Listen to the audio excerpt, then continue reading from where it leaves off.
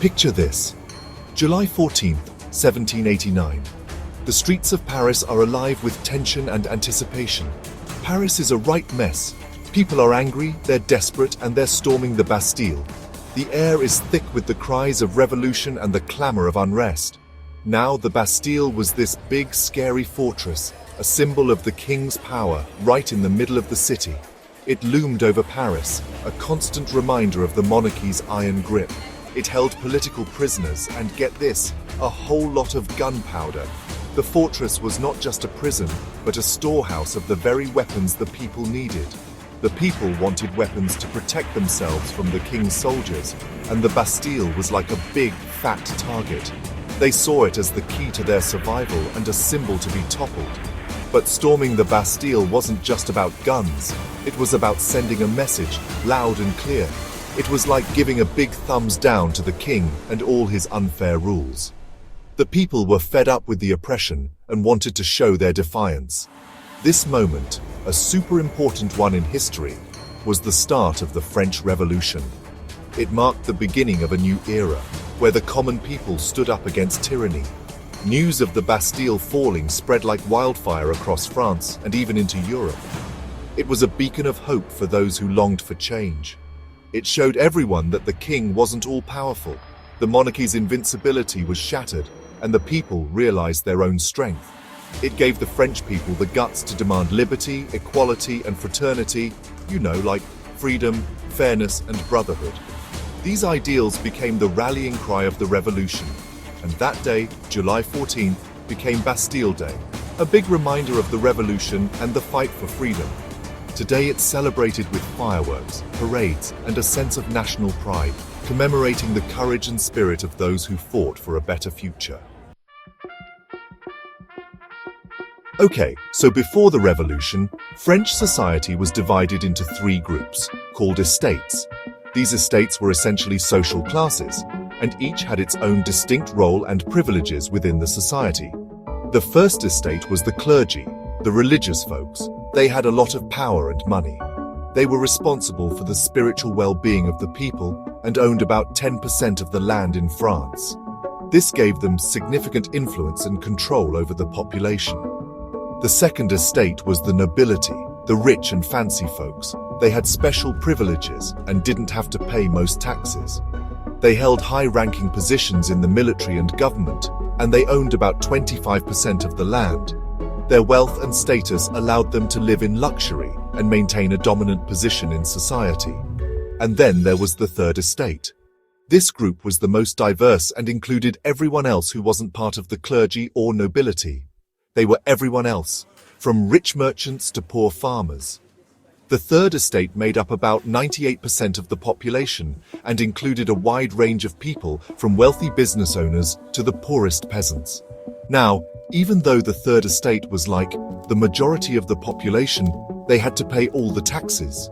This was a huge burden, especially for the poorer members of the third estate, who struggled to make ends meet. They were funding the fancy lifestyle of the first and second estates, while they struggled to make ends meet. The wealth and opulence of the clergy and nobility were in stark contrast to the poverty and hardship faced by the third estate. This wasn't fair, and the third estate was not happy. The inequality and injustice they faced led to growing discontent and anger among the common people. And it wasn't just about money. The third estate had no political power or influence. They were excluded from important decisions and had no say in how the country was run. The third estate had no say in how things were run and had very few rights. They were essentially powerless and had to accept whatever decisions were made by the clergy and nobility.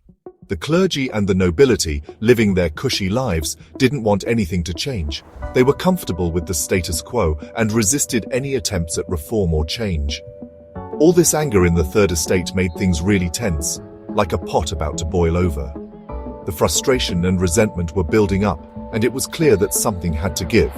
It was just a matter of time before the revolution started. The conditions were ripe for a major upheaval, and the French Revolution was the inevitable result of years of inequality and injustice.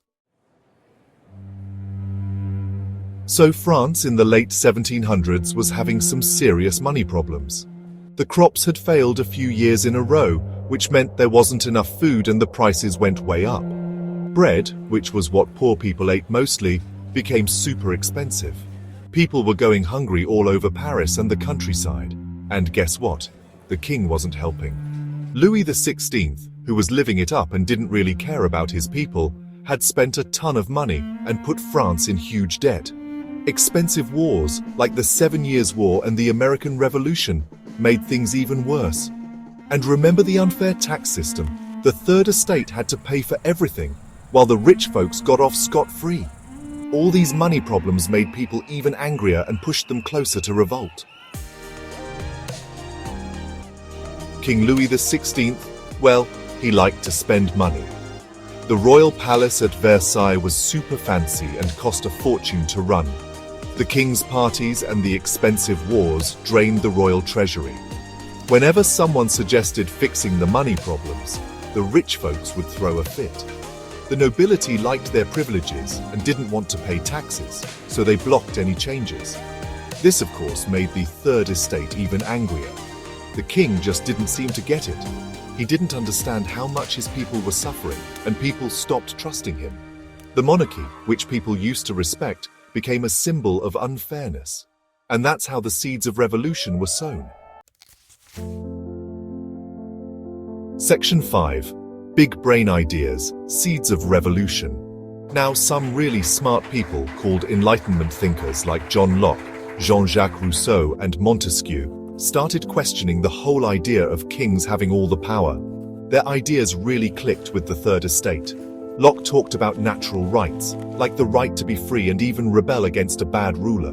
Rousseau said that the government should listen to the people, and Montesquieu thought it was a good idea to divide power so no one person had too much control. These ideas spread quickly, and people started thinking, hey, maybe things don't have to be this way. Section 6. New boss in town, the National Assembly and the fall of the Bastille. Things in France were getting worse, and the Third Estate was fed up with the king doing nothing. The common people were suffering under heavy taxes, while the nobility and clergy lived in luxury. The frustration was palpable, and the air was thick with the desire for change. So, in June 1789, they decided to take matters into their own hands. The representatives of the Third Estate, who were mostly commoners, gathered and boldly declared that they would no longer be ignored. They formed the National Assembly and said, "We're in charge now." This was a revolutionary move, a direct challenge to the king's authority. This was a big deal. The people were ecstatic, seeing this as a beacon of hope for a better future. It was a moment of triumph and a signal that change was on the horizon. It was like breaking up with the old way of doing things. The National Assembly was determined to dismantle the old regime and build a new society based on equality and justice. The National Assembly wanted to write a new set of rules, a constitution, to limit the king's power and give people rights. They envisioned a France where everyone had a voice and the law was fair to all. They even took an oath, called the Tennis Court Oath, because they met in a tennis court, promising to make France a fairer place. This oath was a powerful symbol of their commitment to the cause. And then, bam! The Bastille falls on July 14th, and the revolution really takes off. The storming of the Bastille became a defining moment, representing the people's uprising against tyranny. The National Assembly, with the people behind them, started changing everything. They began to implement reforms that would reshape the nation.